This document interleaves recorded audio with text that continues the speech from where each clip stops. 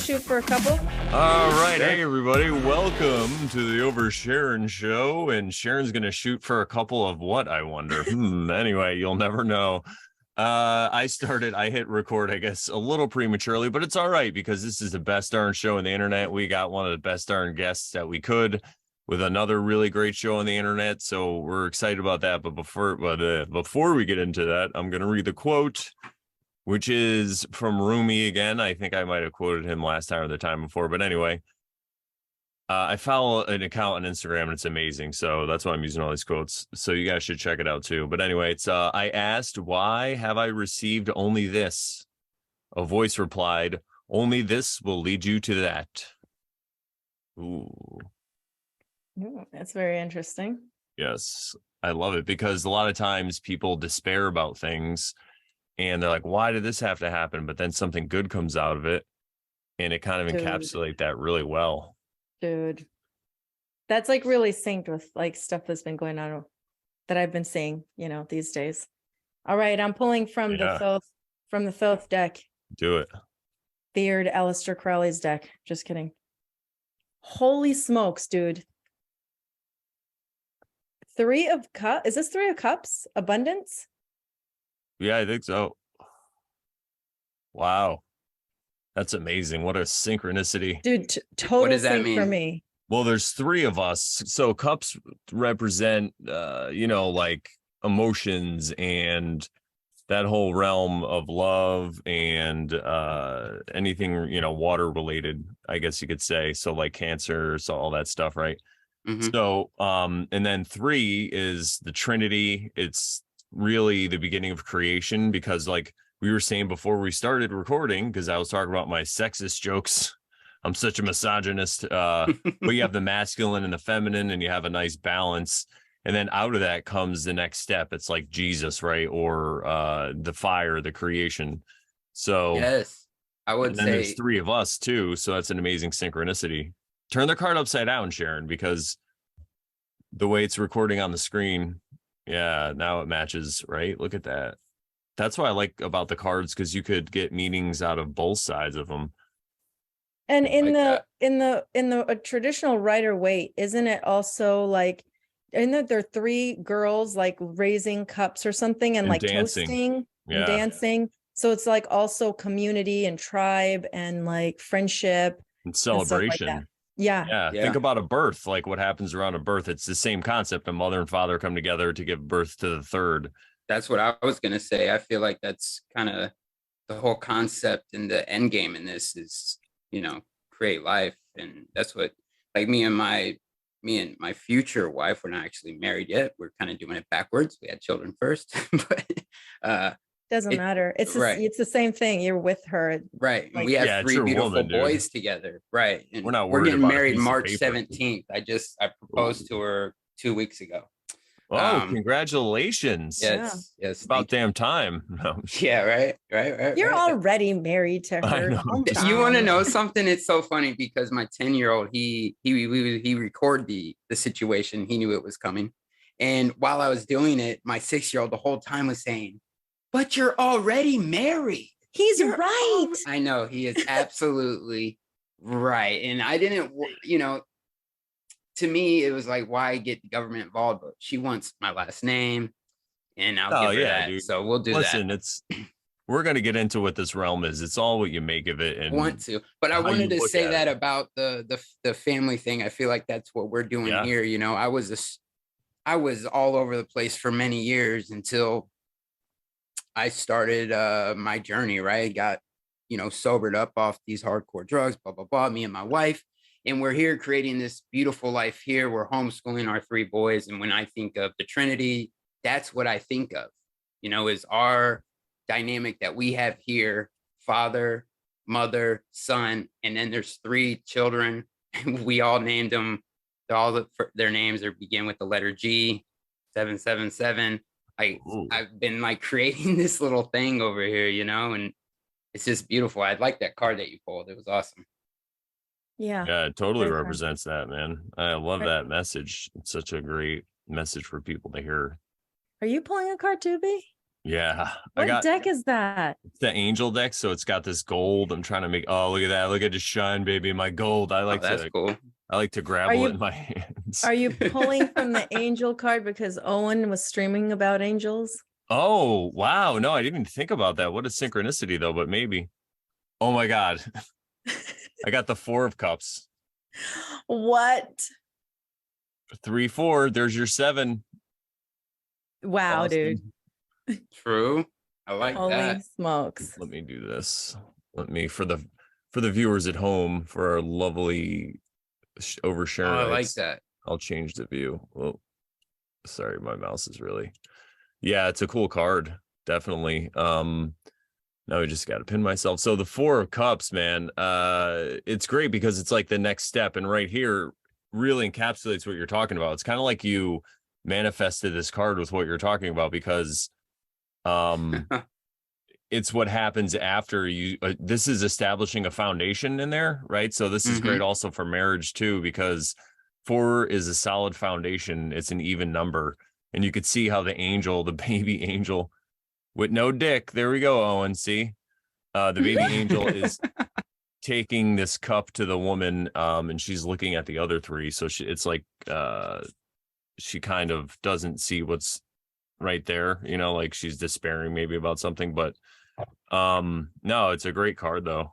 4 of cups. And I'm trying there's this joke that I seen. I just gotta interrupt because you're a comedian, you'll get it. And it was this a TikTok comedian guy, and he was playing 2 people. He's like, it was the Vatican and Michelangelo. And oh yeah, I saw that. You seen that one? He's like, hey Michael, we want you to do some work for us over here on the churches. We got an idea of put some angels up on the wall. And then Michael's like, oh yeah, like the ones depicted in the Bible with all the eyeballs and on the feathers. And he's like, and the Vatican's like, nah, bro, we're talking about like young kids, you know. And they're like, oh, what do you want them wearing? He's like, nothing, naked. We want them naked, naked. Oh my! And it was like a fig leaf. Bro. He's like a fig leaf. He's like naked. Oh man, bro, I was dying. I'm sorry, it was just comical to me because it's so obvious. Have you been watching any of the stuff Owen's talking about lately? I can never watch the whole thing because he goes for a long time. I'm always back and forth, so I probably missed it. But I do. Yes, I follow him, and I'm well, he's talking about that exact thing. I was actually just listening. He talked about it yesterday, but he's talking about it again today. And I had a meeting earlier, but I had about a half an hour to listen. So as I was doing stuff, getting ready, I was listening, and that's all he was talking about. He's like, you're defending pedophilia. He's like, how dare you? And he's like Googling different churches to see the art. It was so funny. So he's like, he goes, okay, you're whatever, like say Pentecostals. Like, oh, you're great. You have some great art. He's like, Catholics, no. He's like, the conversation came up over here because I've seen that one, right? And then my wife, she's been going yard sale shopping, and she found this cute painting of the 2 angels like sitting like this on a ledge. You can't see anything. You just see their faces and their hands. And she put that up over our bed to go along with everything else she's putting up. And then I brought up that joke to her, and then she's like, you know what? I don't even really want it up there anymore now. Well, you know what? You can also tell her this. Just tell her to look up the full image of what that's from. Because do you know what they're laying their heads on? No. A casket. Oh, Lord have mercy. Oh, no. I didn't even know that. Yeah, a lot of people don't. Is it Michelangelo's? I don't know that, actually. I don't think so. I think it was newer. I can't wait to tell her that. Tell her, because it's a really fun bit of trivia, because they always show those angels. And one time I saw a picture and I'm like, why does that look familiar? And I was like, oh my God, those are those angels. They have their head on a casket. It changes the whole, one's like, yeah. Anyway, yeah, that's funny. Yeah, it's a good place to go with the show, actually. Yeah. What? Oh yeah, caskets. Yeah. Life after death, perhaps. Maybe we should ask Austin like what he's been up to really quickly, and like what else is going on, because there's probably can grab stuff out of that too. Well, that's really the kind of questions I ask over on the Mellow Dome. Who are we? What are we? Where are we? Where do we go after this? Is there an after this? What is all this? It's these other questions. I'm not just trying to figure things out, Yeah.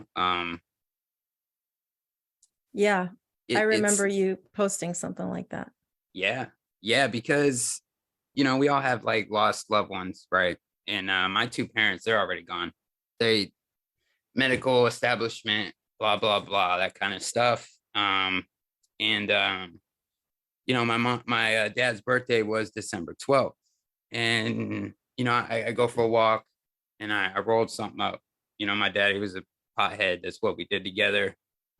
Family events, it's just what we did. And his nickname was Wahoo. He was a hippie from the 70s, from that whole um programming. But it's I just miss him. And I'm going for a walk, putting one in the air, thinking about him, thinking about all these memories. And I always go back to thinking about all of these souls, that all of us, that we've all lost somebody. And throughout time, throughout all of history, all of these souls that are gone, where, if that's a thing, if a soul is a thing, where are they? Where is there a whole nother place to house all of these souls that are no longer within this realm, using their vessels that have now expired? Or are they filtered back in here? Or is that even a thing, right? All of these questions still ponder, even all the information I've been gathering and looking at, and in getting other people's perspectives and ideas. And because a lot of this to me can be speculation, and some people get scared of all that. And like, I made a comment the other day that, what if you were to believe in some type of creator, but also believe that this is all there is, that there is nothing else after that? And what I mean is, like, my name is Austin. That was a name given to me when I was brought into this realm. And growing up through all the different kinds of things that I was absorbed to, people would also say programmed to, which I think everything is a sense of programming, and want to go that route. But just everything that conditioned me to be who I am today, my trials, tribulations, blah, blah, blah, all that. Now my family, my loved ones, the ones I care about, the ones that give me purpose, that all creates who I am now. When that flesh dies, when Austin is no longer, like, am I still Austin that still is conscious and aware that he has children and a wife and a whole life that he just left, and he's now at this other place? Like, I think when I'm thinking about my dad on that walk, I'm thinking, is my dad still thinking he's Bill, still thinking he's Wahoo? And is he in this other place looking for his wife, Linda, who died a few years before him? Like, because if I were to go to, we grew up and we were told the churchian lifestyle that, oh, you live a good life and you go to heaven, the pearly gates, live eternal life there. If I was brought to another place, say, boom, I get taken out. Now I'm at the pearly gates and I'm in there. It's beautiful. It's all made of gold here, rest in eternity forever, right? But I'm still Austin, and my children aren't here. Actually, they're at that place I just left without my guidance, without me being there. Nah, bro, send me back. How do I go back? No rest in peace for me. No. So how much of that goes with us? And I know I'm going on with a lot, but could you obtain some of that with, let's say, working out? Like, you go to the gym, you work out that muscle. What if you work out that soul muscle or memory muscle type of thing, like how monks meditate, and maybe they can take pieces of them net to the next life? Maybe. I don't know. But all those questions haunt me. Let's just put it that way. Well, and I love talking about it. And that's what we've been talking about over on the Mellow Dome. I've been doing a call-in show called the Critical Thinking Smoke Sesh. And usually that's where the topic leads to. Where are we? What are we? What's next? And that kind of stuff. So I just want to say that there are lots of things that you made me think of as you're talking about this, especially when it comes to other people's experiences in these types of discussions. So we have, like, the topic, for example, of near-death experiences, right? And people experiencing almost dying or even dying, right? Their heart completely stops beating. They experience going somewhere else and being there for however long. And it may have been like here, it may have been 30 minutes, but for them, it felt like a very long time or whatever. Yeah. And then they come back because for whatever reason, the doctors brought them back, or they just came back for whatever reason. And then they live to tell that story. And some of them say like, oh, I saw my dad and he told me, hey, don't worry. Like everything's great. It's not your time yet to stay here, go back. And I love you, even if there was like some sort of like disagreement they had before that person passed. And let's say the son was like, I didn't feel like I said goodbye right. I feel like I didn't mend things with my dad. And then the dad, he sees his dad in his near-death experience, and his dad's like, you're fine. Everything's great. I love you. I always did. And it's going to be okay. You're going to be fine. You need to go back though. Like it's not your time to come here yet. And so they go back, but then they have this like this sense of peace, like it's okay. Like everything's going to be okay. And there's nothing really to worry about, because wherever that next place is that I'm going is peace. There's no like thinking about what's going on with everyone else in the realm, because everything's happening as it should. Right. And then you have other things like children, babies that are born. Right. And then by the time they can talk, they're telling their parents, like this happened. I just watched something, a little clip of something like that of someone that this happened to in India. And this little girl, as soon as she could talk, she was telling her parents, like, I died some years ago, and I left a husband and a newborn son because I died in childbirth. And her parents are like, okay, this is interesting. But they, for like a couple of years, they were just like, didn't know what to think about it. And finally they were like, okay, we're going to do an investigation. We're just going to go to that city that she's talking about, which was only several miles away. And the way she had described the city, the way she had like talked about the family members, and when they finally took her there, she described the gates of the city exactly as they were. And then they took her finally to the place where her late husband, or sorry, her widower, right, was still living with the son. This was like the son, she was now like, because she was born like around the same time as her son, like a little bit later, right? Because she came after her son lived and she died, she came back into another family in a nearby village, right? And so she was just a little bit younger than her son in her previous lifetime. So they go to the town, they see her husband, she's only like 9 or 10 years old, and her husband is like, this older man, and she recognized him. And then they brought the boy, and she's like, that's my son. And he recognized her, and he just said that it was her spirit. It was something like that he just could recognize that was her, or so something. She was like 9 years old and still could remember a past life. Yes, her previous life. Because I've heard of a bunch of different stories in rare cases like that. I've heard a story of a girl who was very young. I couldn't tell you how old. She was old enough to have a conversation with her parents. And she was telling her parents that before she came here, that she was being told by her uncle or a dead relative. Maybe they were saying it was the creator talking to her, but she was saying that this person was telling her that that they were giving her to this couple because this couple lost a baby. They were saying that your older sister died and now she's with us, so we're going to give you to them.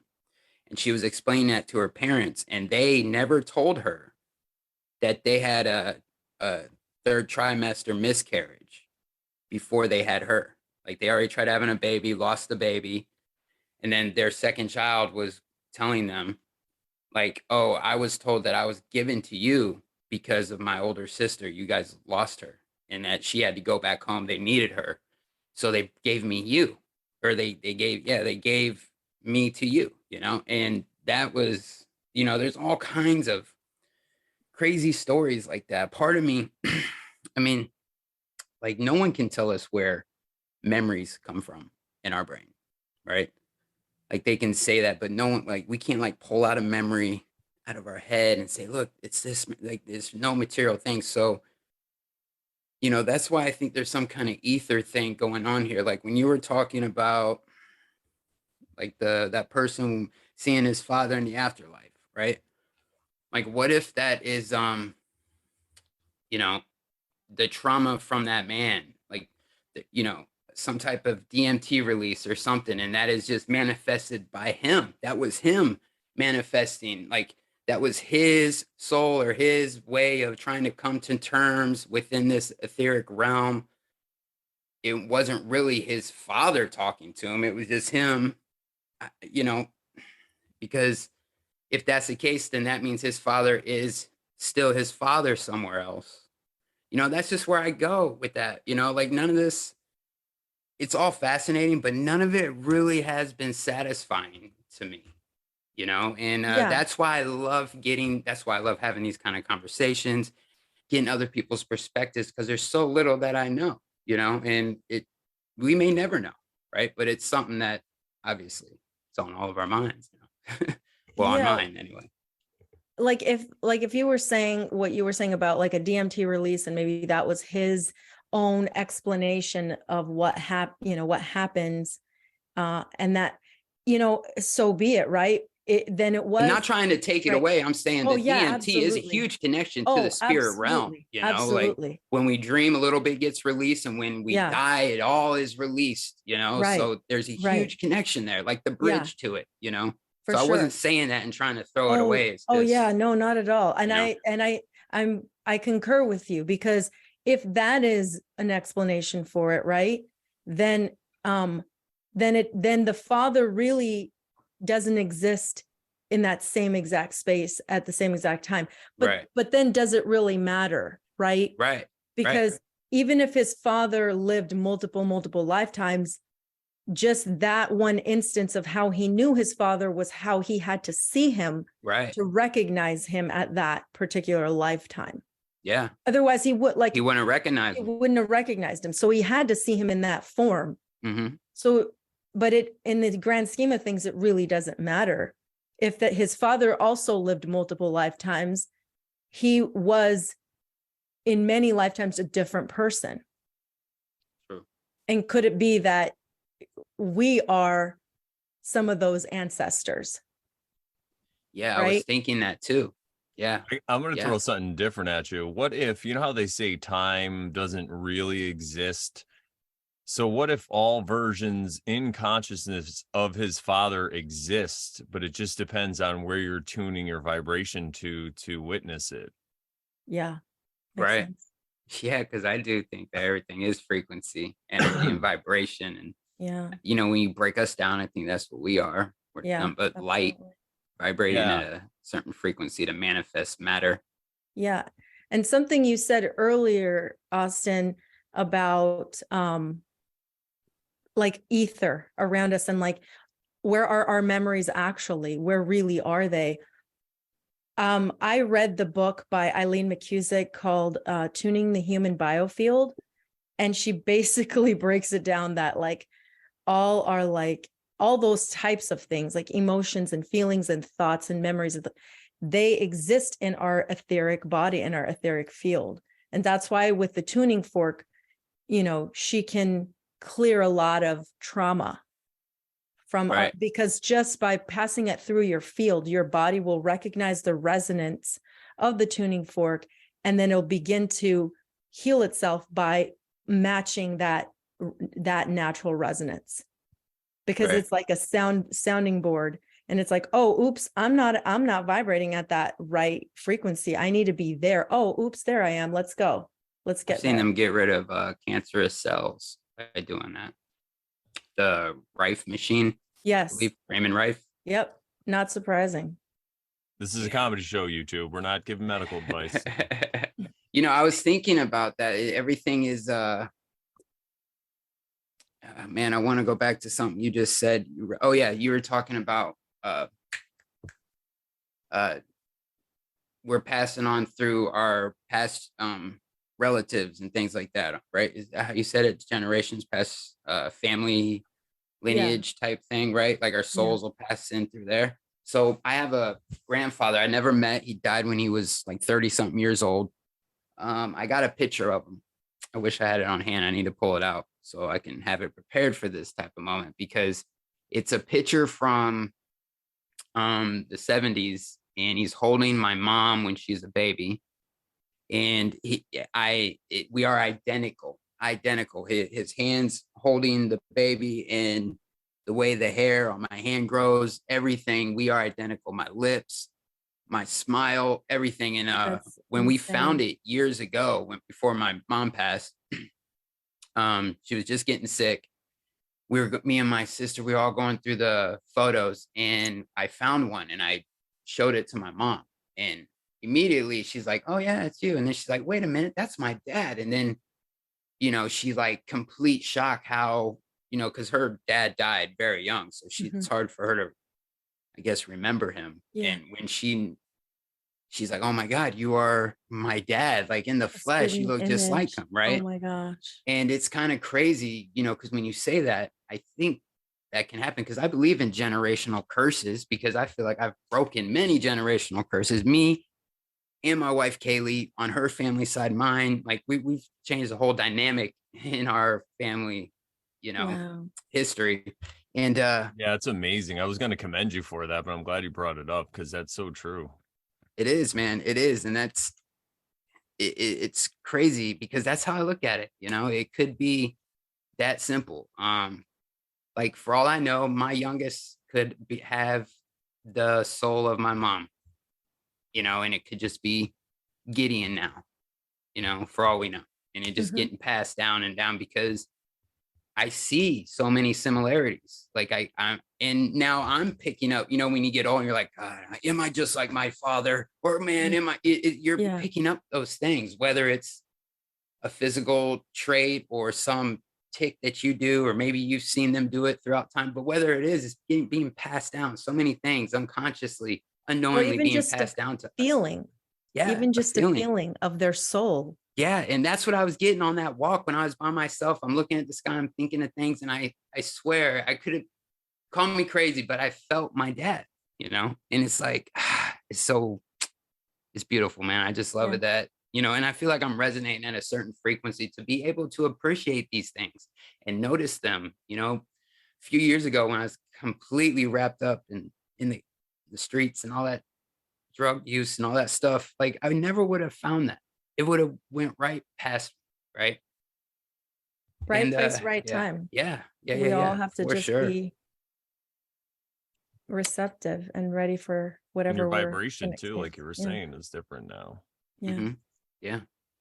I just, and it's like, like the whole unresolved thing. It's like, that guy who had that story about near-death experience, and then having that connection with his dad in that realm before coming back, a part of me is like, yo, let me get a piece of that, like, let me talk to my mom one second, because there is that thing where like, man, I wish I got cleaned up before they were gone, because then you're stuck like beating yourself up about things, and but everything happens for a reason.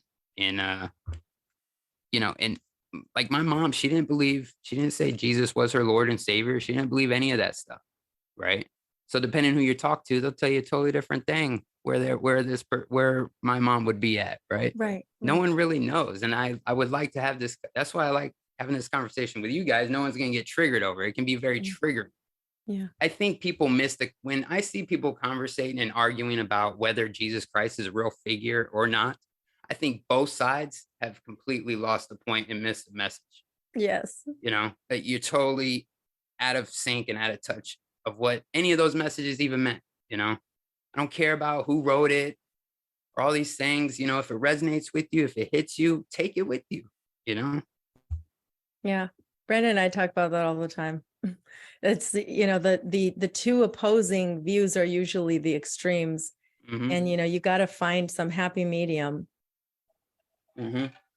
Yeah, and you see that even with flat Earth and the globe model. Absolutely. That's why Brandon likes to talk about the realm. I love calling it the realm. It I'm is the glad that you say that, Sharon, about the realm, because there's something that's been brewing on my mind, and it'll take the conversation kind of a different direction, but I think we need to add it. And of course, I'm going to wear my allegedly hat. So speaking of realm earth, I always talk about realm earth, and I believe on some level, and these are just words I'm putting to it, but we're some form of energy. And we came into this cross, like I like to look at the figure 8 where it crosses, and that's, it's an X or it's a cross, and think about the cross and how important that is in everyday life, right, for people.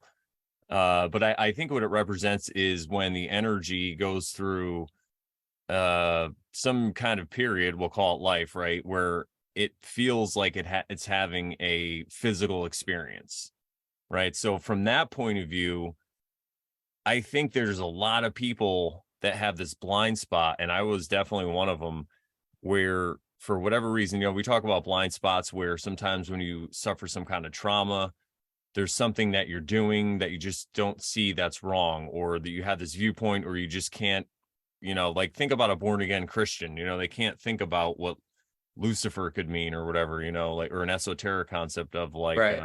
Something like that. So it's, well, these blind spots that people have. And I feel like one of them is materialism, and it creeps into so many things. And maybe I'm wrong, but I'm not a materialist. And what that means is I feel like, you could just zoom in, like you were saying before, we're all light, right? So you could zoom in onto your hand, and all you'll see is energy. You just keep going down. It's like allegedly molecules or whatever, but there's no solid stuff to point to. So what that leads me to believe is that we are just tricked into this whole experience. And the reason we're tricked into it is so we can have free will, because in this physical realm. So when I bring that element into the conversation, when people will say, well, I'm having this experience, or it's like a spiritual experience, I'm like, no, I think this is all spiritual. That's the foundation. And then we're just feeling like it's all physical, and there's really all these things. So it just depends on what level. The only thing we can feel with these limitations on this vehicle we're given, like when we stop vibrating, what happens? These vehicles disintegrate, they fall apart, decompose, boom, we're no longer vibrating. So yeah, I mean, I don't know where I was going with that, but no, that's I vibe with what you're saying, because I do think that there is it does all lead back to one thing. I don't know what it is. And the whole idea of memory, like that's what I'm saying. I was Austin. That was a name given to me. That's not who I am. That's just, the label, right? That's not my arm. It's not me. That's not inside of me and what I'm experiencing. And are you guys even real? You know what I'm saying? Is all this experience just within my own head? Like how conscious are we of other things? And when you talk about people's emotions, I was driving back home from running errands today, and a lot of times I think about the power lines and all these poles and how much frequency that we're getting bombarded with, and everyone has a phone in their lap in their vehicle, right? And if we took that all away, if we could now just focus on each other's frequencies, how much is being distracted and put in place. And then I think about, like, when I'm walking through Walmart, how many other people's emotions am I walking through right now? Like, as people are walking all next to me and I'm getting close to them, and then, you can pick up on these vibes. I get this, that's what goes in my head when I'm thinking to myself, my crazy self, walking through these hallways, trying to keep track of my children at the same time, and it's like, that's just where I go. How many people think like that? Or is that nonsense to think that way? Is that crazy? Does that make me crazy? I think that no, not at all. it could totally affect you, but there's also a level where it doesn't affect you at all. None of this. I'm not saying it affects me, but I am aware of it. Like I'm questioning, like, am I passing through these people's emotions right now? Yeah, you very well could be, for sure. Yeah. Yeah. That's why I think of the cyan and dye goggles, and is there a spectrum that we can't physically see with these eyes? We're only limited this much light spectrum.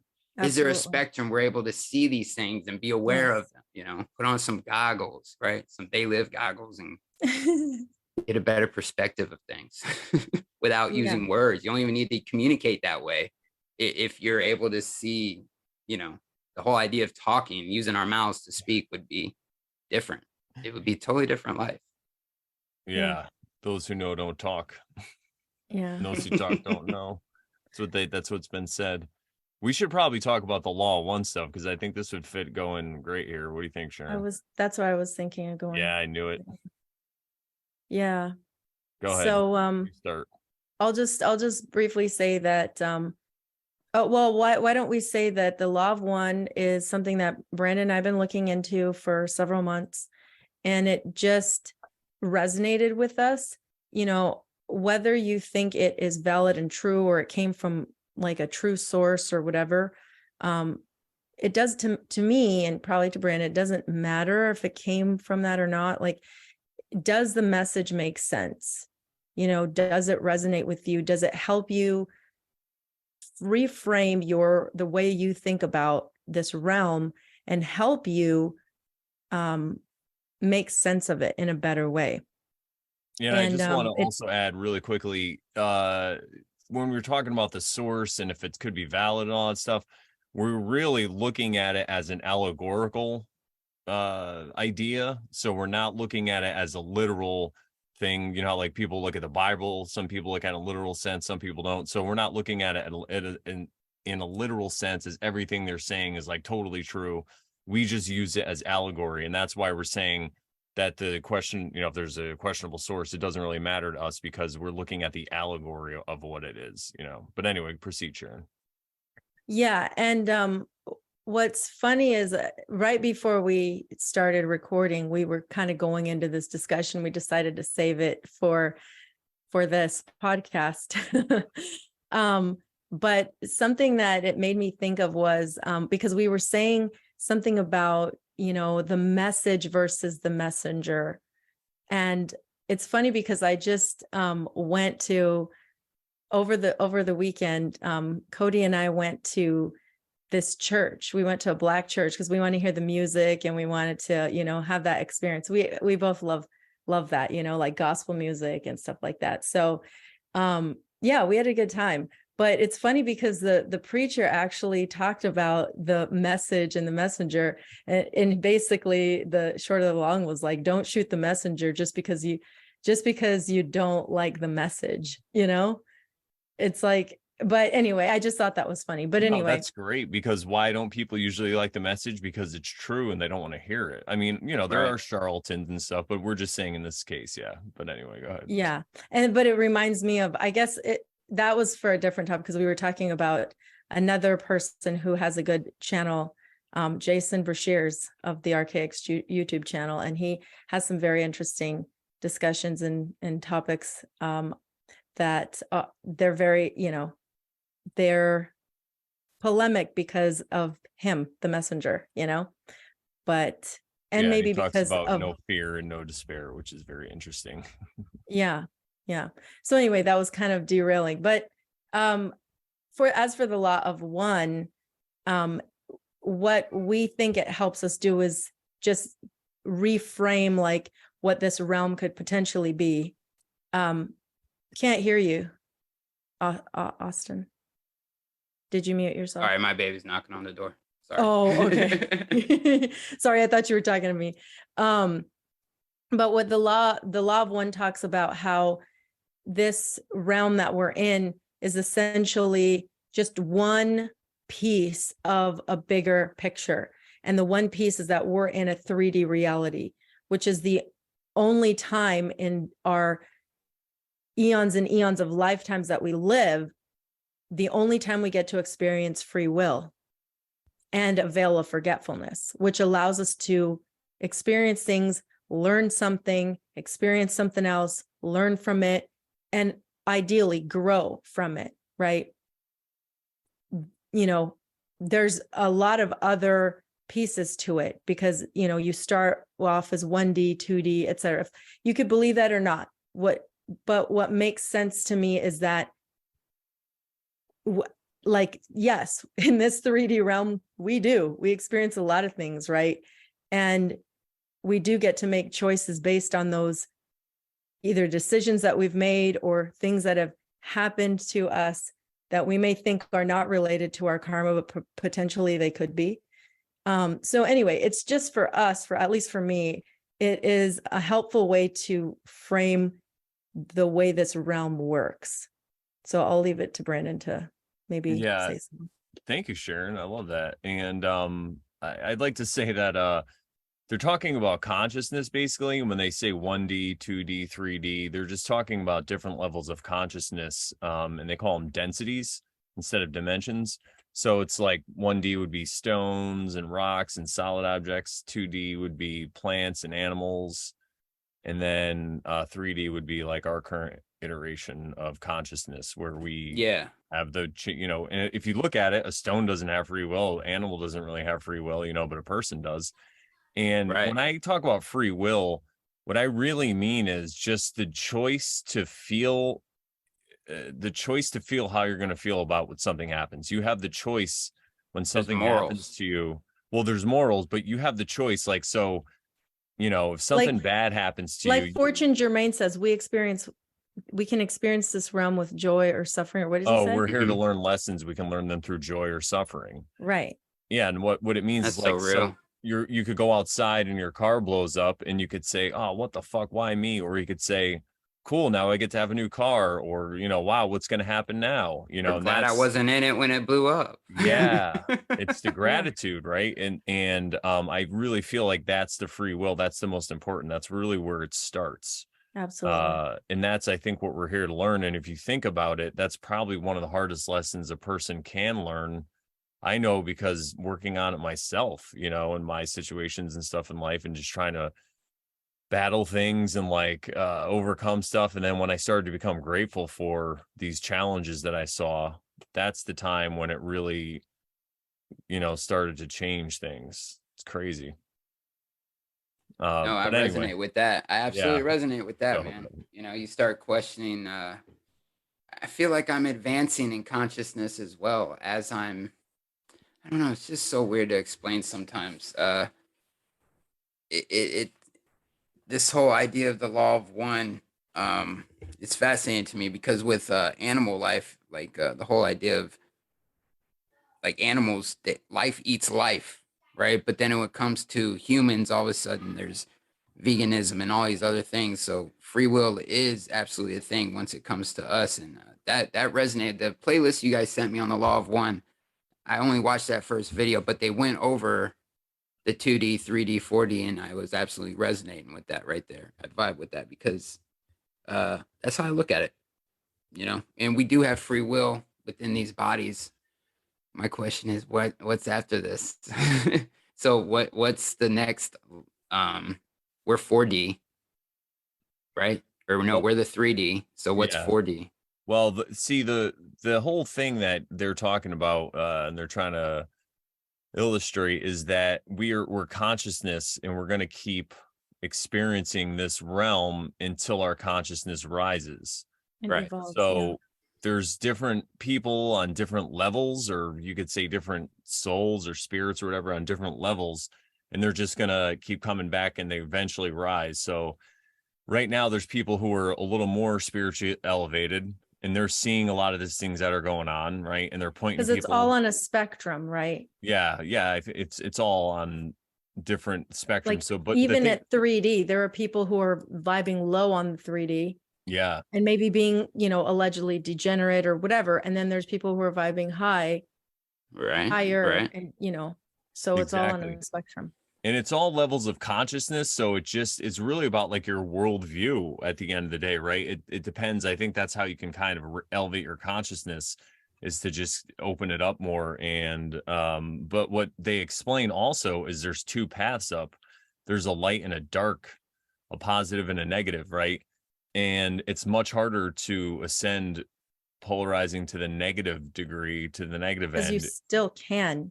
You can choose to go negative. You could choose to go negative, but you have to be up to like 95%. So you really have to elevate your consciousness very high. So that's why I think that's what is there's like this probably one person in this realm right now who's like, the Darth Vader or more like the Emperor.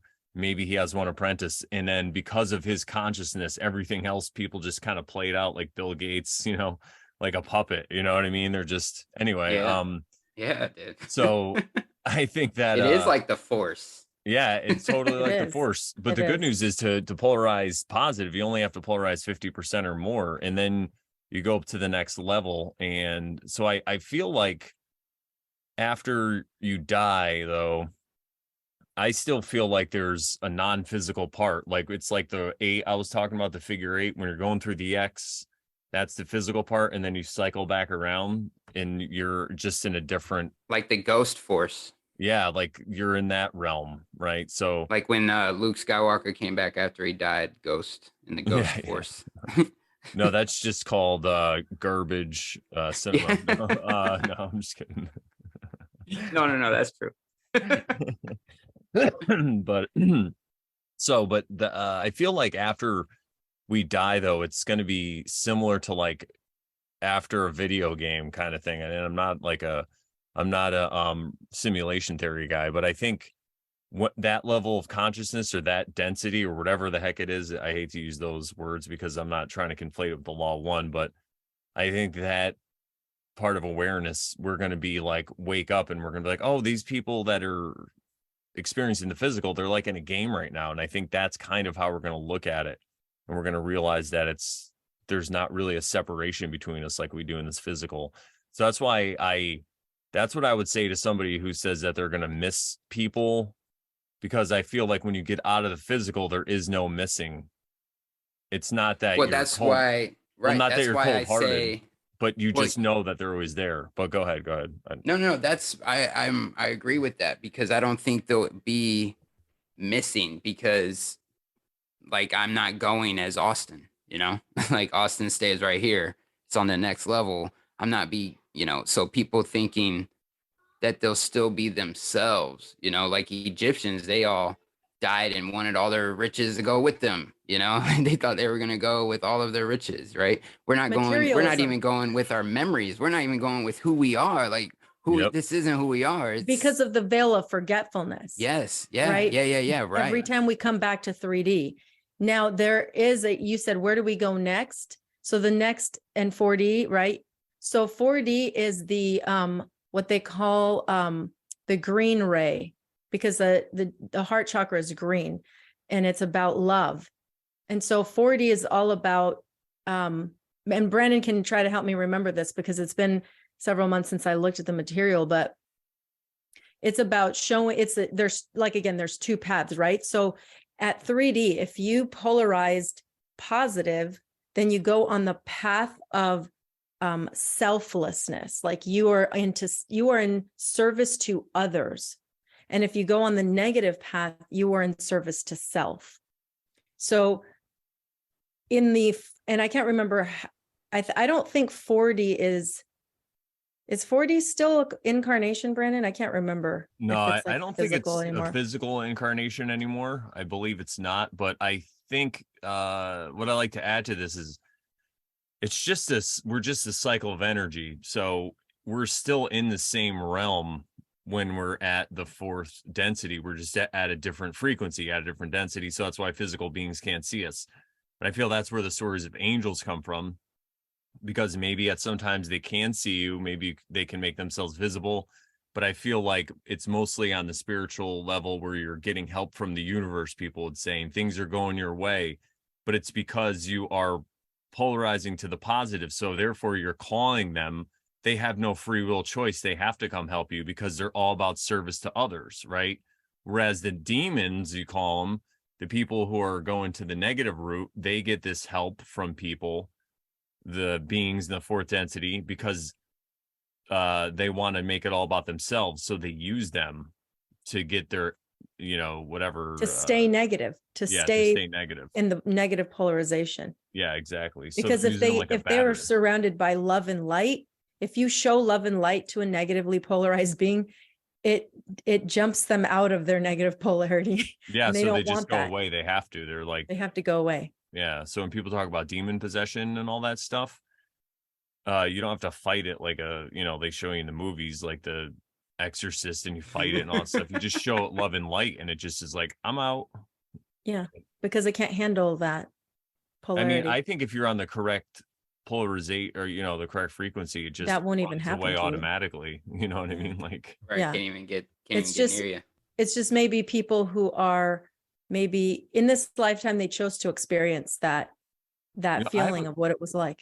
I have a good experience of that. Like, I'll be having a conversation with somebody, say you're like at a get together with people or whatever, and it's a person who's trying to tell you all their woes, and then you just keep pointing out good stuff about it, like you keep playing devil's advocate. They usually leave you alone. Yes, very true. Very true. Because they want somebody who's going to feel bad for them. Yeah. True. I have a negative Nancy at the job, and negative Nancy. I'm always able to contain that cancer off like in the corner, and I'll even like prepare others like how to just defend it or deflect it, because that's this one person will come in and I don't want to be here, and then it spreads and everyone doesn't want to be there, and it's like, man. So I always jump on it before I even know it's coming, and I'll contain it. Like I put them in their own little bar in their hut by themselves. You just be miserable over there by yourself. You should get paid extra for that. I should.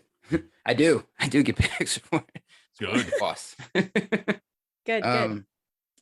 Yeah, man. I'm digging this conversation. I really appreciate this. It's a good combo. Sorry, I got to keep muting in between. Oh no, you're fine. My family's. No, we're good. I don't want to pick up. Happen here too. Yeah, it's cool. Yeah. Have you guys? Go ahead. No, go ahead. I might. Well, yeah, because it might take us somewhere else. So you go ahead. Okay. So I was just going to say that 4D is just the next one, but then there are 7 densities. So there's a 5D and a 6D and then a 7D.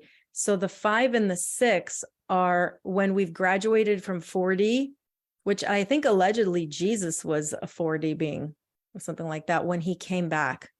He was a wanderer. Because they can choose to come back. They can actually choose to come back to be in service to others. And that's what allegedly he did. But I don't remember which density they say he was from. But anyway, 5 and how dare me, 5 and 6D. Oh, how dare you.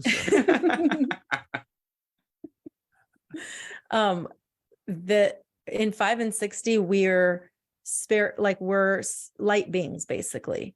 So we don't have a material body in those densities. But even still, we are learning lessons in those alleged lifetimes. I don't know how that works, but we're light beings. And what I was going to say is that, okay, so Ra is this complex consciousness made up of all these positively polarized beings. And they share all their memories with each other, and they can, and they're in a pact to be in service to others. So whenever this realm needs help, and if somebody calls on them, they'll come.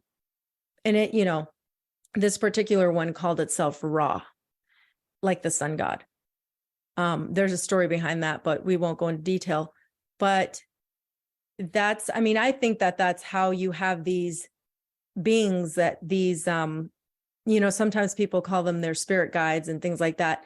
I think that's probably what those kinds of things are, because they're in service to come help you whenever you need help, whenever you ask for help. Yeah. And the other thing they speak about too, to add on to this, is that there's other versions of yourself that are higher up the realm. Your higher self. Up the density. They're like in that. So they're still part of you. So when you start to ascend, you're kind of even helping yourself, like. It's your higher self helping your past self in the 3D. Since time allegedly doesn't really exist, but it's. Yeah. Yeah. It's really, really fascinating stuff just to even contemplate. It is. And I was going to ask something, but it might derail the topic a little bit. That's fine. It is about the realm though, because when you're saying we're essentially all made of light. We're vibrating, we're resonating frequency. Mm-hmm. There's like I have some notes here, because I always think about this place, and the whole term flat earth, people get triggered with it. And I don't really believe what there's a lot of flat earthers that say crazy stuff out there. And I just like the whole Mellow Dome realm, right? It's a realm. And like Hinduism, they use the word Om, and in Christianity, it was the word, right? And Egyptians believed that like earth was sung into creation. And then you got like the universe, one word. I think about this place like being created, and the idea of it being created, let's say in 7 days, isn't really that crazy when you look at how crystals are formed in like a liquid slurry, and you can see how fast they form. We can see how fast raindrops form into a snowflake, which is crystalline. Our bones are crystalline in nature, so we are the fractal of it all. We're the fractal of creation. And I feel like that story, you see that same story, like, God said, let there be light, and that light is good, and all that. That's kind of the same story we get everywhere. Just a little twist on it. There's this, like the Aboriginal tribes, they believed like there was three sacred songs that were sung that sang this place into existence. And I feel like we're on this gigantic crystal, this huge crystalline structure, whether it's manifested by something else. I do think this is a location, like a physical place, not something constructed in the minds. I think this is a physical place with physical bodies that just stay here.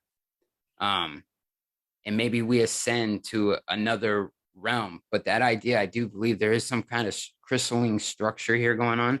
I just want to get you guys' thoughts on all that, because I always ask people on my streams, we talk about who are we, what are we made of, but what is this place, because I'm not trying to like get into the whole flat earth versus globe, but part of my journey was realizing that I no longer know where I live either, right? And so I like to speculate on a lot of that, and I try to get other people's ideas. I had a guy on, he considered himself a flat earther, but some of his ideas were so different. I never heard him before, and it was so fascinating to hear a different take on something instead of the many regurgitated same ideas that we hear throughout this place. So I think everything's crystalline in nature down to the basics. I think everything is like on a fractal, nature, right? Absolutely. Absolutely. And like I believe, that. Yeah. Go ahead.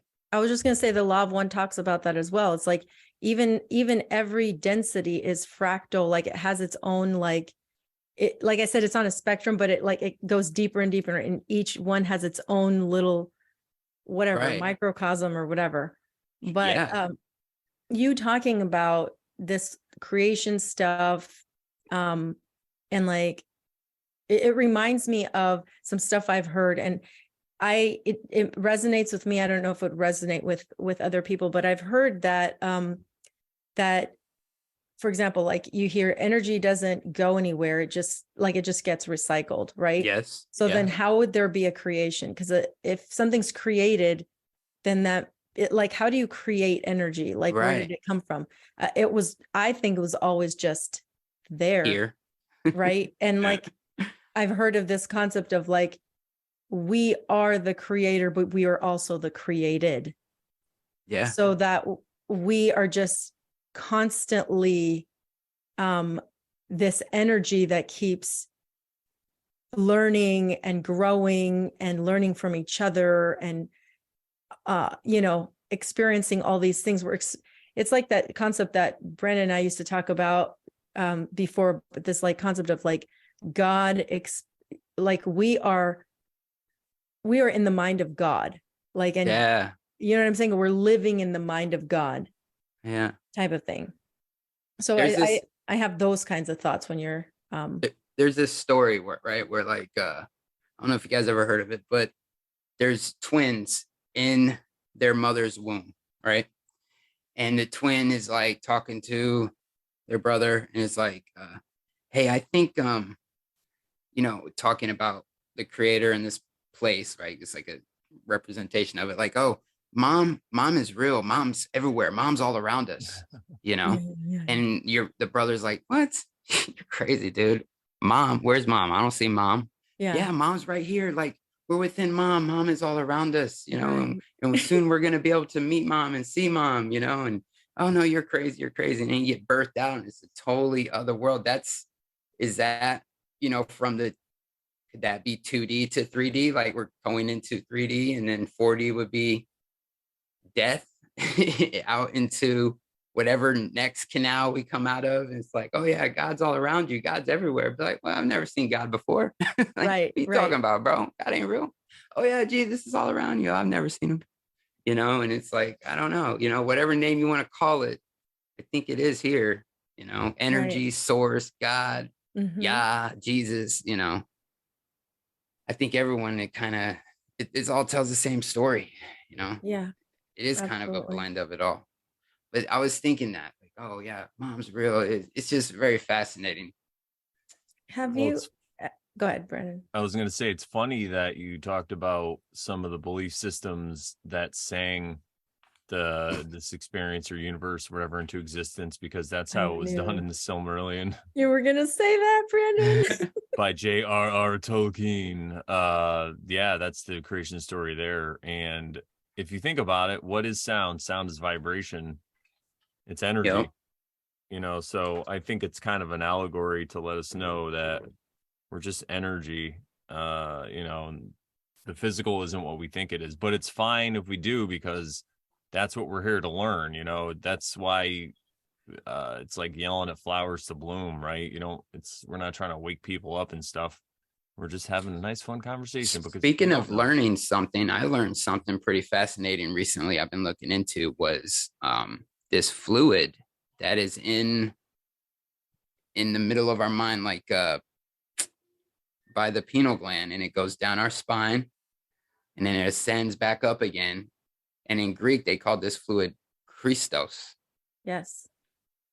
And it's very fascinating because there's so many analogies that people take these stories as literal. But if you go within internal, and it's like mind-blowing gravy. Dude, I was going to bring that up, but not in the way you did it, but you brought it up, the allegory of it all. It's not necessarily literal. Not saying that it never was literal, because who knows, maybe in this realm, some of these, you know, mystical myths actually end up happening in real life. But the way they were written was to explain the sky clock and our bodies. Because if you look at even, I think the book of Revelations, I've heard multiple people talk about this. Even what's that guy, the Truman Show, the actor, what's his name? Jim Carrey. Jim Carrey even has there's a clip of him talking about, you know, was it the Santa Claus and what Santa Claus means? The claustrum, because this juice comes from the claustrum. And that analogy of Santa Claus going down the chimney is the fluid from the claustrum going down your spine. Right. So he's not the only one saying it. These come from descriptions of like what happens in the body, allegedly, right? And they are codified in scripture. They're codified in a writing so that people would know, but only maybe the ones who were trained to read it esoterically knew, and maybe the masses didn't know. Who knows? I don't know how it worked. But essentially, this whole concept is called like astrotheology, sometimes also referenced as syncretism, when you can look at all these words and see how they're like even from different languages, how they're meaning. And if you change a vowel, it sounds different, but it really boils down to the same thing. It's just really fascinating stuff. Have you heard my baby was just yelling, so I had to stay muted for a second. It's okay. Have you heard of Dylan Sakosho's books, the Spirit World series? No. Dylan Sakosho? Yeah. Dylan, D-Y-L-A-N, and then S-A. S-A. C-C-O-C-C-I-O, I believe. Oh, that looks familiar, actually. Yeah. Chance Garton, right? On Interverse podcast has had him on several times. They're pretty good buddies. And Chance actually does the audio book on Audible for his third book and is working on his fourth book. But these books, the Four Spirit World series, talk about these concepts. So you said Interverse podcast? Yeah. Right. I gotta check that out. Yeah. Sorry. I can send you some I links. just gotta write it down or I'll forget. Yeah, no. And I can send you some links. I'll try to remember. All right. I've heard that name before, Interverse podcast. I need to go check it out. Always looking for new gravy. Yes. And he's got all kinds. But yeah. Any other topics, thoughts? Yeah, so have we swayed your mind at all in this whole, or where are you at now with this? We did talk about this a little last time we podcasted. Oh yeah. I mean, I don't know. It's hard for me to throw my eggs in all one basket right now. I was thinking the other day that am I going to come to terms with certain things before I die? Am I going to be able to do that before I die? Will I ever be satisfied with some answers, before I sit down? It's like, all right, these are my last days. Let me be satisfied, right? And to me, it's just I'm still on this path of unlearning and relearning.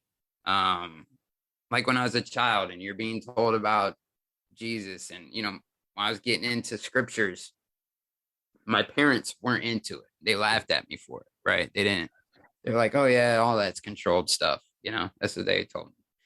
And then going through that whole journey and everything, and then coming out, I mean, it's such a whole story. If you haven't checked out my channel, Mellow Dome on YouTube, go check it out. I get into all kinds of my previous past and to where I am today, and we get into all kinds of topics. But my whole journey that led me to where I am now, I got to keep looking.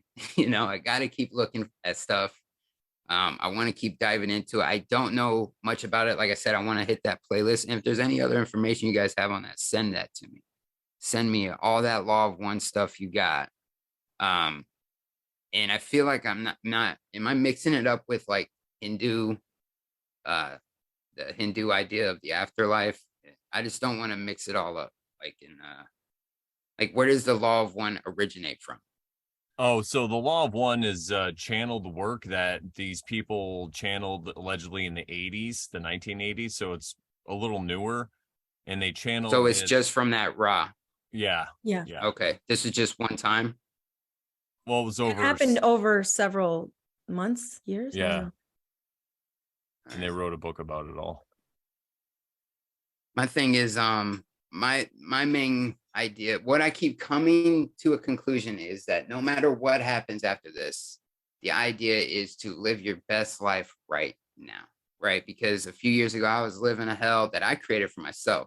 I can put blame on other things. I can put blame on the establishment. I can put blame on, certain high figures flooding the streets with drugs. I can put blame on everything, but it was me that created my own living hell. With your choices that you made. With my choices due to my free will. Mm-hmm. And it was my free will. And I don't know, maybe some divine help based off me being some conscious being. I don't know, because I battled with myself even through my addictions, like fighting with myself in the mirror, the man in the mirror, like, oh, I'm better than this. I'm so much better than all that. It was such a nightmare, right? But to get out of that and then creating my heaven on earth, I got out of the trenches with my wife. There's a very small percentage of people who can do that, shout out to legends who can, and like what I want to say is you create the life you live right now. You don't have to live some good life and then hope you live for eternal heaven on some new earth, right? In the afterlife. You can do it right here, right now. And it might sound cheesy, but I'm doing it right now, and I just want to live in the present. Like I shared something in my Telegram group today about, a lot of people, they they focus on the past too much, or no one's ever living really in the present. And I'm trying to focus on living in the present. You know, I took the time out. I take certain time out to think about things, but when it comes to my family, we're homeschooling. We're very engaged with our family and what we do together. Me and my wife's relationship has never been better. I have a great bonding experiences and relationship with my children. And even my job, because this podcasting thing it's not my job. It is my passion, but I do have a job. I still have a 9 to 5, like most people I got to go and do. But fortunately, I've been able to create a great work experience in a work environment as well. And helping employees wake up. Like it's becoming a beautiful thing. I'm creating a beautiful thing here. So you can, you can do it right now. It's not about, I think that whole thing is, live a good life. You can go to heaven. I think that's kind of a psyop. Absolutely. I was going to bring that up if you didn't. Yeah. Yeah. Psyop, man. Because I'm not here for that. I'm here to do it now. It makes you forget about living in the present moment and being grateful for what you have now.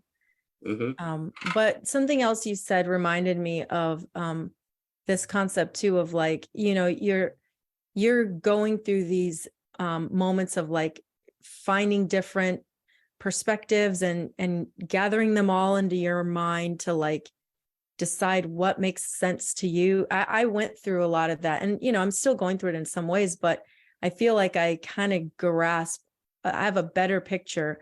But in the grand scheme of things, Brandon and I say this, in the grand scheme of things, there are some things that we're not going to know. And then we also have to be okay with that. Like before we leave this particular incarnation, we don't necessarily have to know everything. And another thing that you were saying about some things we're not even meant to know or can't even comprehend it if we were told. Exactly. Yeah, it's about accepting the mystery. I'm so glad you brought that up, Sharon, because I was going to bring that up, but you did. Yeah, the mystery. It's okay. Yeah. It's okay.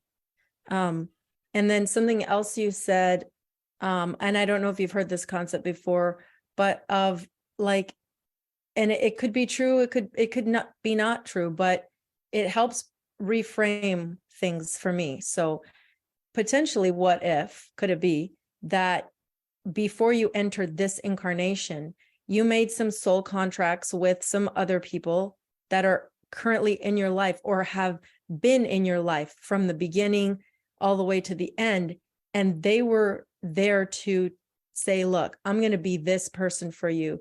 I'm going to be the adversary in this particular point of your life. That's what I'm going to do for you. And you're going to do this for me. Whatever it was, it could be something allegedly negative or bad. Somebody could beat you up. Somebody could, put a knife in you.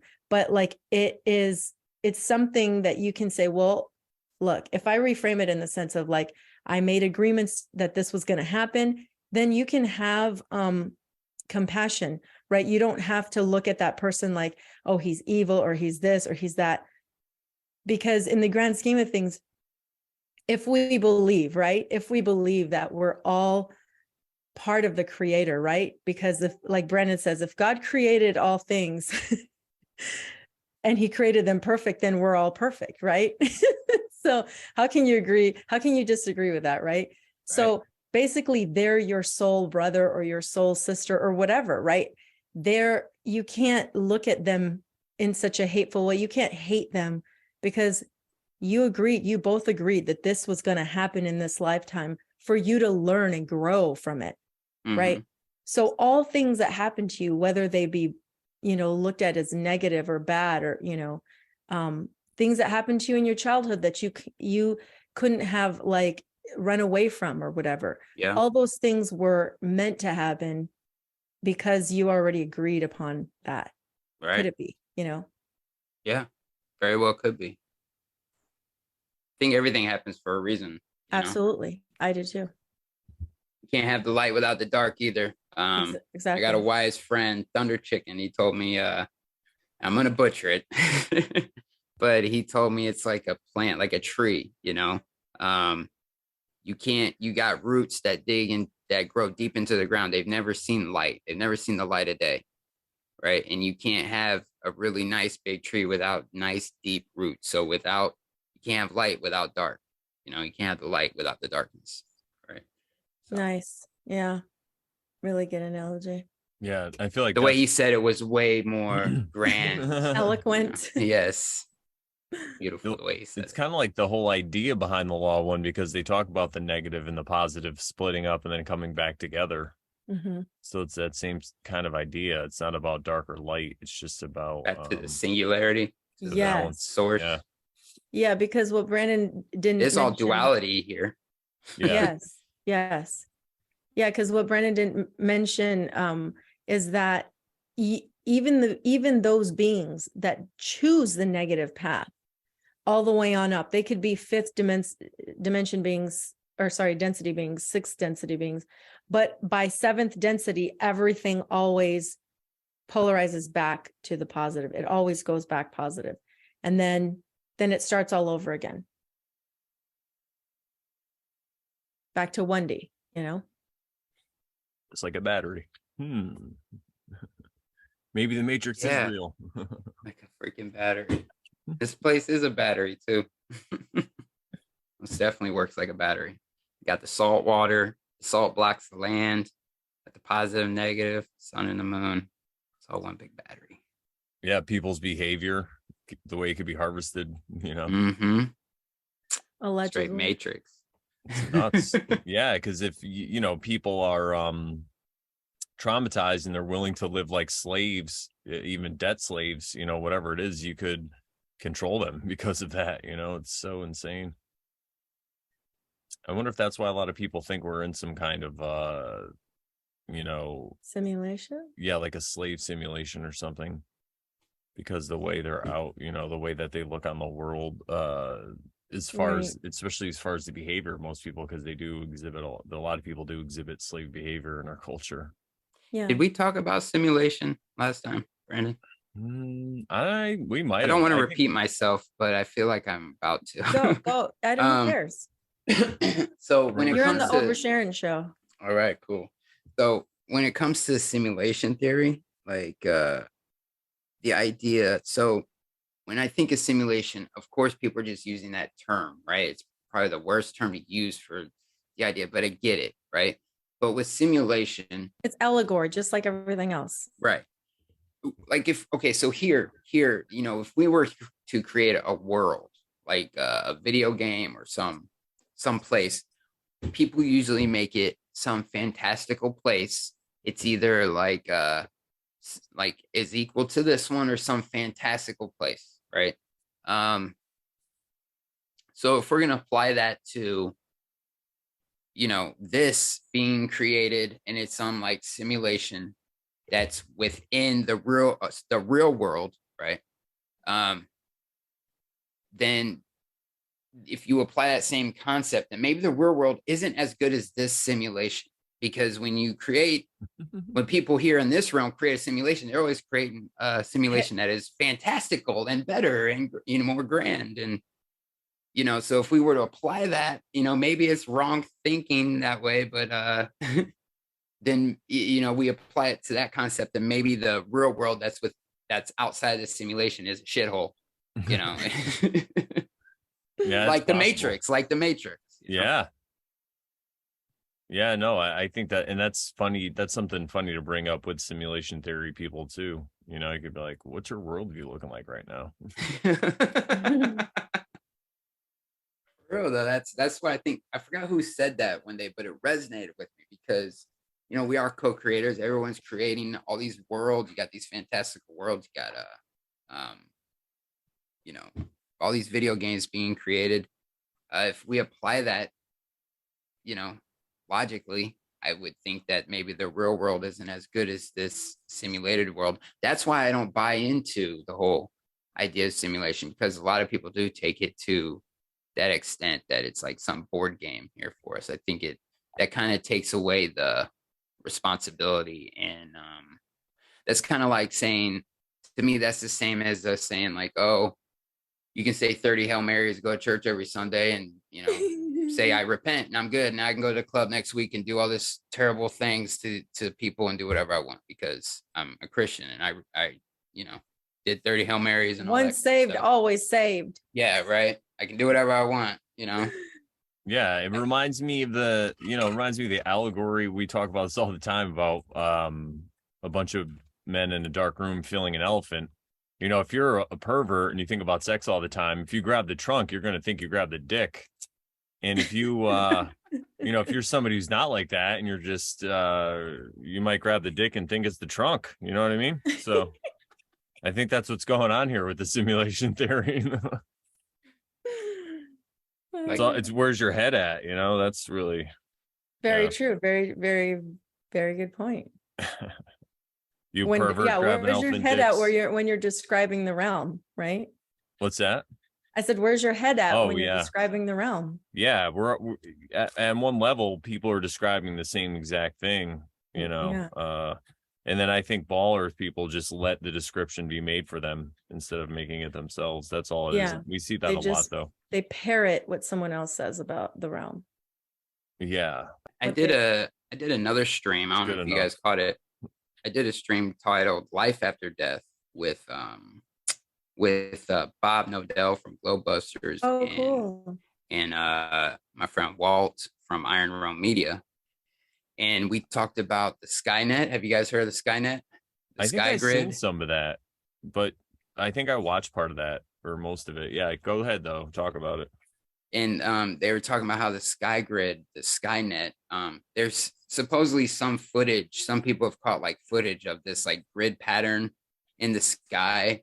And when people, there's a lot of reports when people take like mushrooms and things like that, psychedelics, that they also experience the grid pattern in the sky. Okay. And there are stories that this, I'll send you links to it. I'll send you a link to the Life After Death stream I did too. And it's basically, that is the veil of forgetfulness that our soul will pass through. And that's basically the veil right there, is this grid system that is in the sky. And it's pretty fascinating. It was put in place there, like it's a trick, the whole idea of going to the light. Supposedly, if you don't go to the light and you stay like focused on trying to ascend, then you can pass that trick, because that's just a trick to get filtered back in here. You're going to pass through that veil of forgetfulness and get filtered back in. But if you focus on your ascension, you can get past that and keep ascending and going to your desired, I guess, realm, or I don't know what you would call it. But it is very fascinating. I feel like someone talked about that. Was it like Fortune Saint Germain or something, Brandon? Yeah. That said something like that, like don't go toward the light, just like don't have fear, basically. Don't have fear, because allegedly you're in the dark, right? So when you see the light, you're like, I want to go to the light.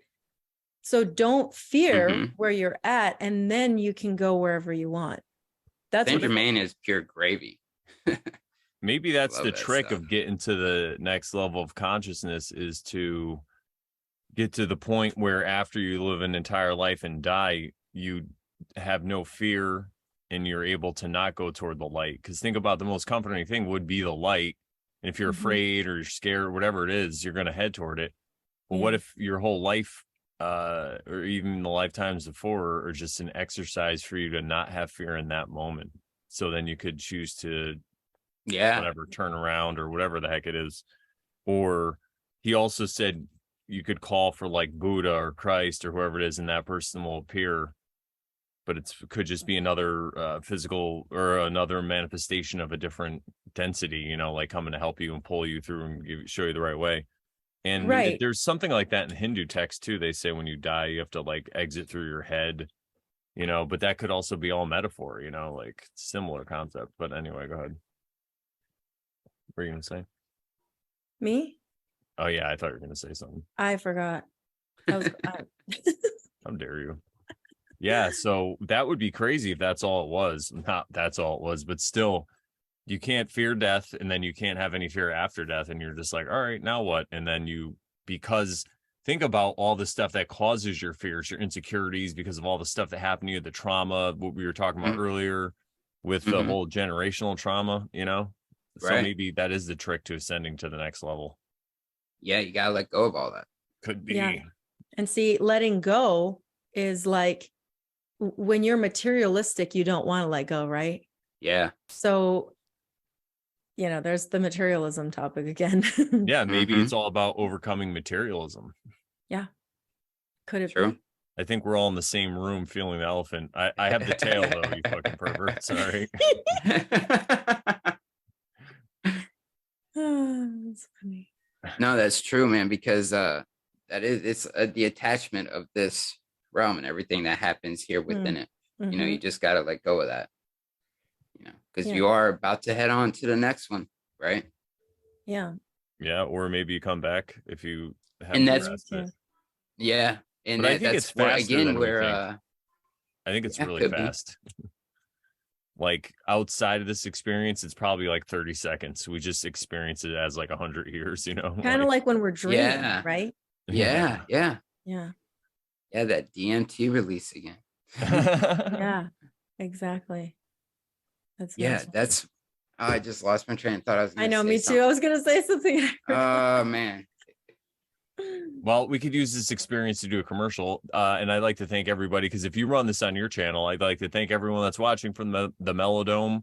We got a bunch of listeners last time we all did a collaboration. So I'd like to give a shout out to, let's see, who's there? 7-Eleven Lucas, Robo Honky, and yeah, Robo Honky's hilarious. And who'd you mention earlier? Because he also watches the show. I've seen occasionally he's in the chat.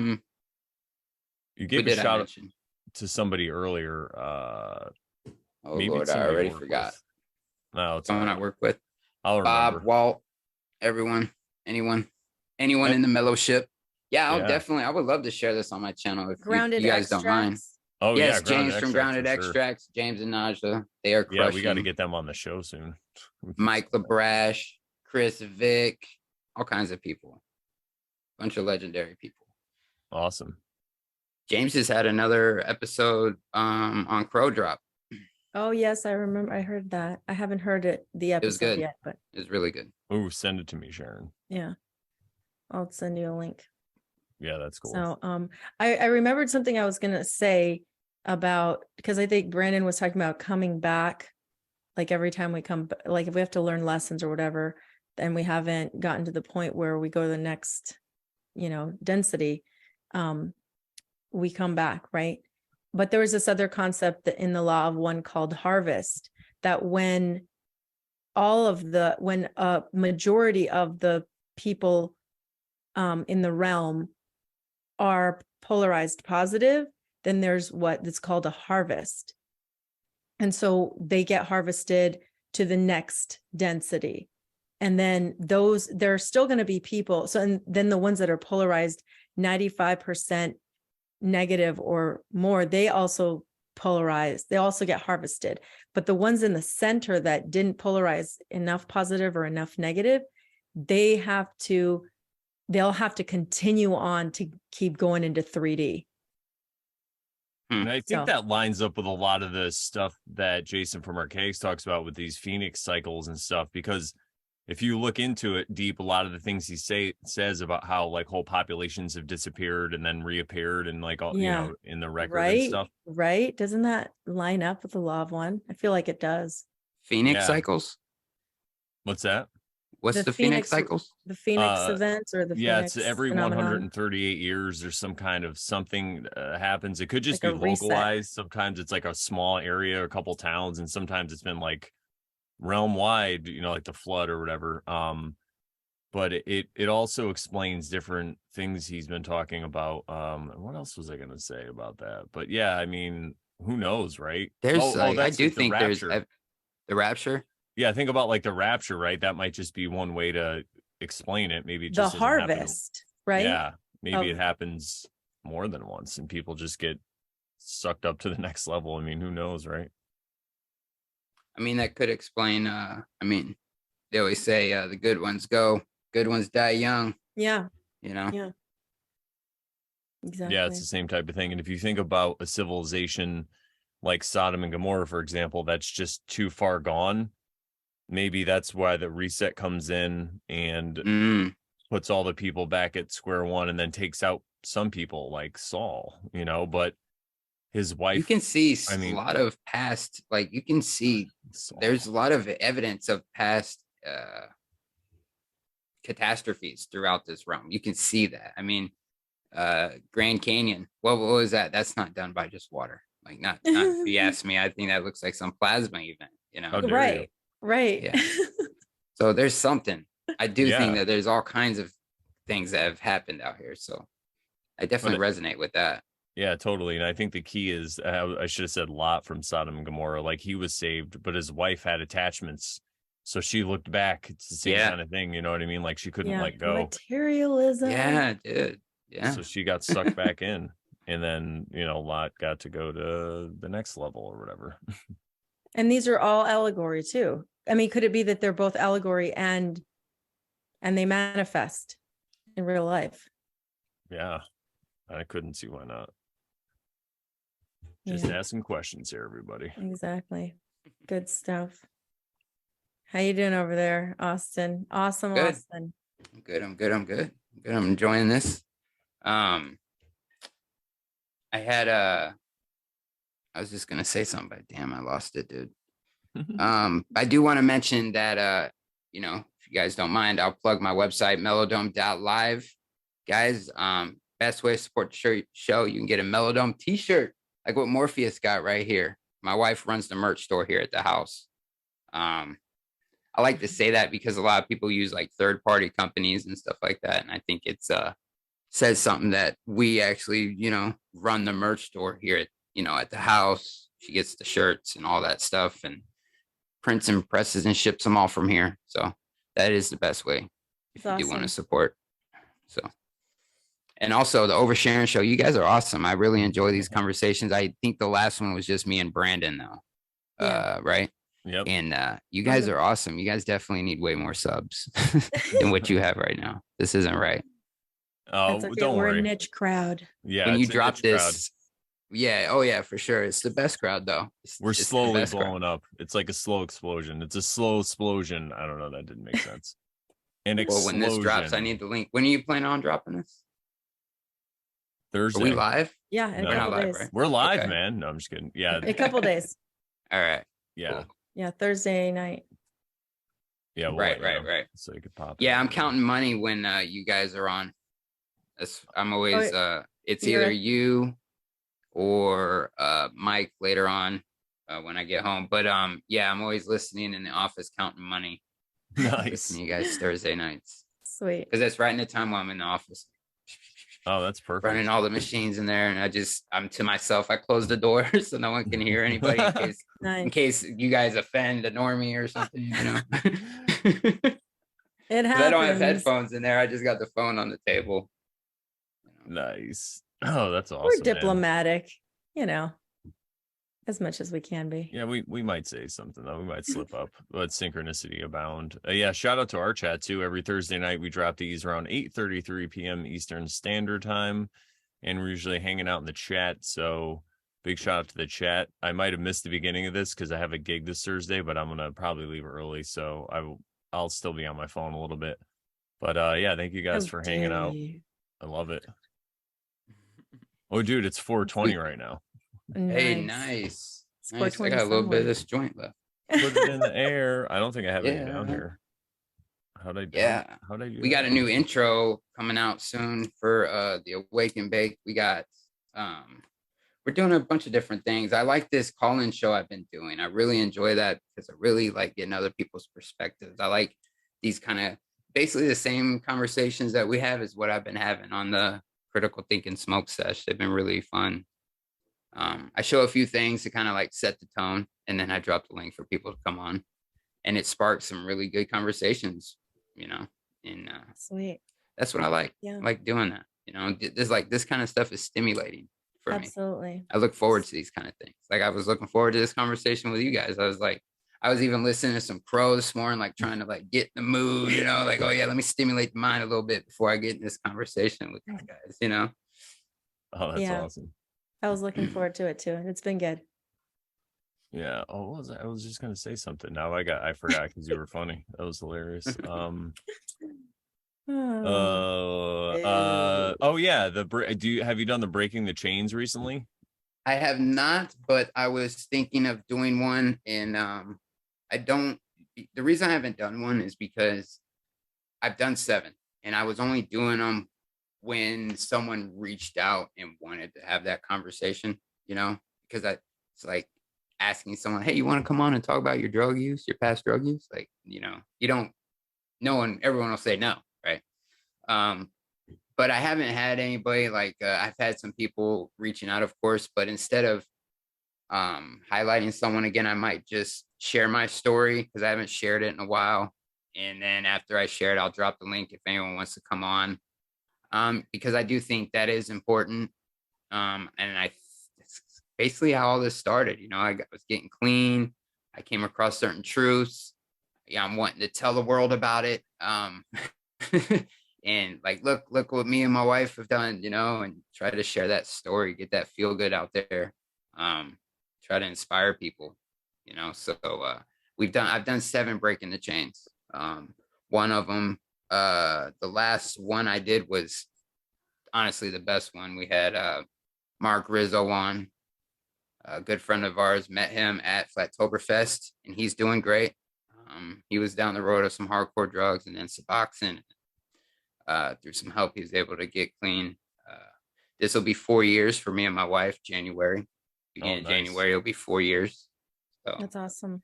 Yeah, from Austin. all pharmaceutical pills, heroin, and meth. That was our choice. Basically anything put in front of us. But now, 4 years, January. Crushing it life. Yeah. Wow, that's awesome, dude. Great job. That's crazy. Right before the world lost its mind, kind of. Yeah, let me correct myself. It was pills, heroin, meth, and then methadone. Then had to get off the methadone, and all that happened literally right before the world hit. Like when shit hit the fan. Yes, you're right. It was like perfect timing. That's what I'm saying. Everything happens for a reason, dude. There is a reason I was put through those, like the pits of hell at that time, and then getting taken out right when this whole agenda goes down. It's almost like it was supposed to be this way. It's so crazy, but right? It just feels right, And I'm so blessed to just be in this position and still able to keep my family together. I was on the verge of losing my firstborn. We had one child at the time, because we've been together 13 years. So quite a journey.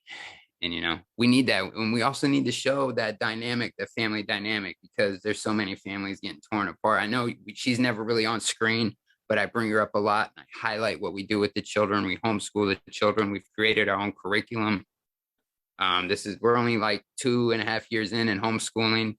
So we're still learning. And at times it can be overwhelming, but we wouldn't trade it for the world. This is how we want it.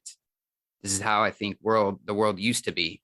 It was the parents' responsibility to teach their children, right? Yep. The idea of me sending them somewhere else to somebody that I don't even know is just insane to me now. So, and I'm not trying to like make anybody feel some type of way.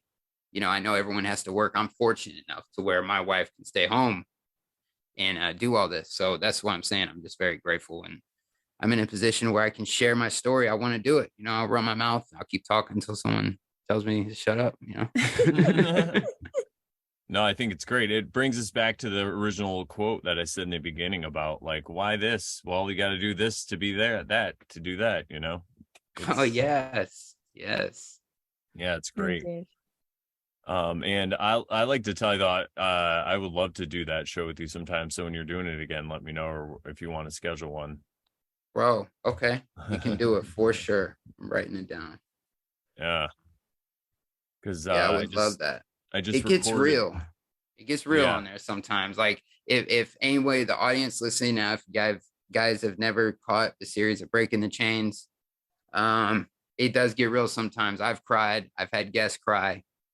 But everyone who walks away from that, they feel lighter. All the guests who came on, they've walked away and like called me and said, "Oh, I feel so much better talking with you." And then the support they got from the chat and the audience and the Breaking the Chains community, the Mellowship, because there is a lot of people, you know, the pharmaceutical industry has their claws in everyone, right? So it's not, you know, a lot of people, they hide their demons and their struggles, right? And I salute the ones that face them and break those chains, you know, because that's what it's all about. That's the biggest. That's, we're gonna talk about pandemics. Boy, I go run the streets and go see all the junkies living on the streets. Like that's a real one right there. So yeah, mine is a little different. It's because it was I remember about, like, sexual proclivities and you know, like man I would whoring and love all to that talk stuff. about that. Yeah, but I'm just saying, so there'll probably be more tears of laughter than, you know, but it was No, still... but that good. We've had people who came on. I mean, I smoke pot on Awake and Baked and the Critical Thing You Smoke Sesh, but on the Breaking Chains, I had someone come on who was addicted, who found themselves addicted to cannabis and had to step away from it. So, you know, there's many different forms, right? Yeah, it's about we're bound by many chains in this material realm. It's what you choose. Yeah, it's basically your choice of escapism is going to be different than someone else's. I mean, sometimes they're the same, but it doesn't necessarily have to be. It was escapism, though. You know, it absolutely was. It always is. And I say this, I've said this on my stream quite a few times, and it's like, I spent a good 8 years running, escaping reality, what I thought to be reality. And then you turn around, you know, you're like, all right, I'm gonna turn around and face it. And once you do, the creator's like, yo, let me lift the veil for you, homie. You know, the reality you was running from ain't even real. Let me show you. You turn it around and face it right now. So let me show you some truths. And that's what's been happening these past few years. And yeah, that's all it's been for me. That's an amazing journey. All right. Absolutely. Well, I think we could wrap it up there. It's been about an hour 45, I think, something like that. So yeah, cool. That was fucking, you know what happened? I think we just got everything we wanted to say in so fast. Like in the beginning, we were just like shotgun style. This is going to be a great episode, though. It was. This is great, man. It was jam-packed. What's that? Yeah. It's jam-packed. Yeah, it was jam-packed. You're gonna have to watch this one twice, people, maybe 5 times. Let's do another one. Let's have you guys on mine now. Let's just go back and forth again. Yeah, let me know, man. I'm totally down. I could talk about things for days. Yeah, write it on your little pad. Write it down on your pad. It's useful, man. It's like this is a new one. The other one, I got 2 other ones. I'm 2 years into doing the Mellow Dome thing, and this is my 3rd little book. Oh, nice. I need the book, man. I'm lost on my streams, especially when I'm by myself after like halfway through a joint. The notes. I know. I saw you reading from her earlier. That's a cool idea. Yeah. No, it is a good idea. It's a good idea. Sharon's the problem is hiding. Like I gotta go find my pen. You know, my son. He'll like steal my pens. Yeah. And then I find like little pen drawings on the wall. I'm like, oh, here he was. This is where he was. Look at this little artist at work. Yeah. Oh, yeah. I got some artists. That's for sure. I used to draw on the walls too. Oh, man, that's great. All right. Well, I guess we'll tell people where they could find us. You can go to morelawsmoreproblems.com and click on the Over Sharon tab. We're here on YouTube at the Brandon Bonanza channel, and we're also on Podbean, which puts us on all the famous podcatchers or podcast providers. So check us out there, Over Sharon, and we premiere this every Thursday, 8:33 p.m., and we hang out in the chat, so come and hang out with us. Absolutely. Yeah. Thank you guys for having me, man. Appreciate it, man. Anytime. Thanks for coming on. Thank you so much. All right. What do we say to the good people, Sharon? If you're not over Sharon, then you're a stupid Karen. I think that was the alternate one we were going to do, was something like that.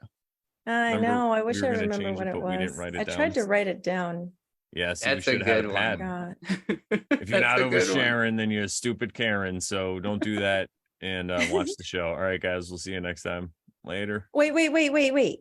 Yeah. Did you stop it? No. Okay, I found it. Do you want to remember? You want to know what it is? Yeah. Once you start over Sharon, you totally stop Karen. You don't totally stop Karen. Exactly. There it is.